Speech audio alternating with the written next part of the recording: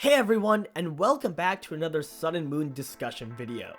There were a lot of things that I missed from the recent Pokemon news at E3, and I know that I'm a bit late on this, but I still wanted to share my thoughts on everything.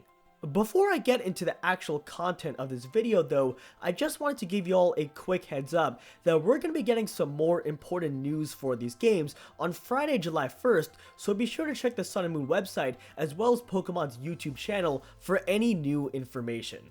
Alright, so the first thing I want to discuss pertains to the legendaries, and paraphrasing the direct quote here, Solgaleo and Lunala are going to play a legendary role like we've never seen before. Part of me thinks this is just the Pokemon Company trying to generate hype for this game, but I also think there's a chance that Solgaleo and Lunala are going to be special even among legendaries. One theory I have is the formula for Pokemon games has been very repetitive in the past, not necessarily in a bad way, but that's just how they've been. People have talked a lot about potentially changing up the formula for the story just a little bit and maybe doing something different, so what if the role that we've never seen before is Game Freak changing up the plot of Sun and Moon in a really unexpected way that somehow involves Solgaleo and Lunala? This is all rather vague, but I guess the point I'm trying to get at is Sun and Moon are going to throw us an unexpected twist in a way that involves the two legendaries. Next, I want to discuss the peculiar bracelets that the trainers are wearing, since this is something that's been talked about over and over again in the Pokemon community. One of the hosts at E3 directly asked Junichi Masuda what the bracelets were, and he responded by saying, "We'll discuss those at a later date." So Masuda saying this means they do have some significance, and it seems like Game Freak is holding out on talking about them, almost as if they're saving some sort of ace, which I think means the bracelets are going to be fairly significant.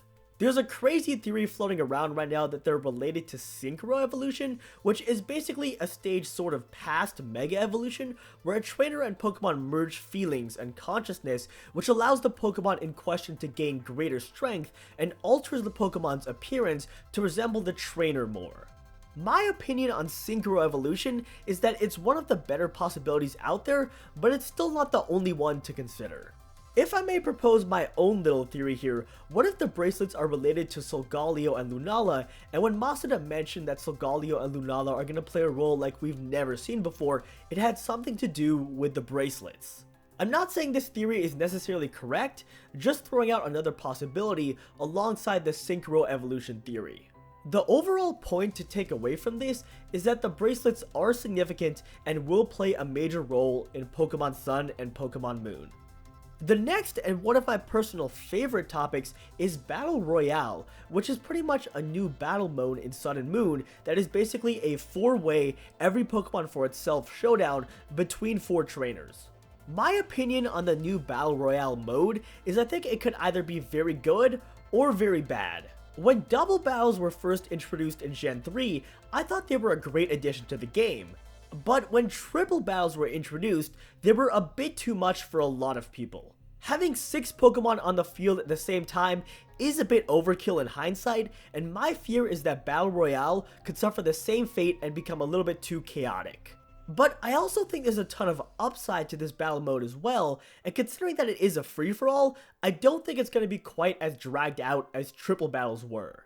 My final verdict on this game mode is that it has a lot of potential, but could turn out poorly depending on how it's executed. Another thing I'd like to mention is apparently there are going to be a ton of design and mechanics changes in Pokemon Sun and Moon.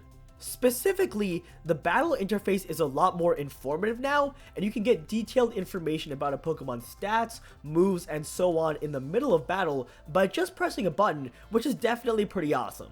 The battle camera is also going to be a lot more dynamic, which is great but also expected for me since the graphics and visuals in this game seem to be a big focus for Game Freak.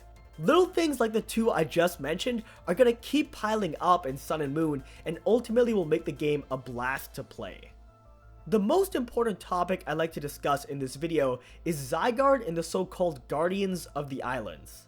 During E3, Masuda said, and I'm paraphrasing again here, Zygarde and its alternate forms are going to appear in Sun and Moon in a special way. Also, Masuda said that each island has its own guardian. One possibility is that these statements are somehow connected, and perhaps the special significance of Zygarde, Solgaleo, and Lunala has something to do with each island's guardian. So far, we have the two cover legendaries in Solgaleo and Lunala, another major legendary in Zygarde, and finally there are rumors floating around of a third Pokemon called Marshadow, which could be an Eclipse Pokemon that is the third member of Legendary Trio, along with Solgaleo and Lunala. This gives us not 3, but 4 major legendaries in Solgaleo, Lunala, Zygarde, and Marshadow, along with 4 major islands. Perhaps these 4 Pokemon are the 4 guardians of each island. Another possibility is, of course, that the statements aren't connected in any way, and the 4 island guardians are completely separate from the major legendaries, which actually seems to be the general consensus in the Pokemon community right now. Going along with this theory, if we take a look at a map of Alola, we see what looks to me like 4 distinct areas on each island that I think might be the dwelling place of each island's guardian. On the leftmost island, we see a desert-like area. On the second island from the left, we see a forest. On the third island, we see an area with volcanic activity. And then finally, on the last island, we see a snow-topped mountain. Perhaps this means there's going to be a guardian for each of those areas, in other words, a ground-type guardian, a grass-type guardian, a fire-type guardian, and an ice-type guardian for each island respectively. Ultimately, this topic is way too big for just one video, and for now I'm going to leave a discussion of the island guardians at this, but definitely expect to see a more in-depth video in the future. Finally, let's touch on my favorite feature for Sun and Moon, and that's the Rotom Pokedex. Rotom is obviously known as a Pokemon that can take the shape of various machines, so why not have it transform into a device that is the staple of the Pokemon games? It's a small but brilliant addition that is going to spice things up in a really positive way. And if that wasn't enough, Masuda said at E3 that the Pokedex has been revamped so as to encourage trainers to complete it. This means that completing the Pokedex is going to be a bigger focus than ever before, which to me is particularly awesome.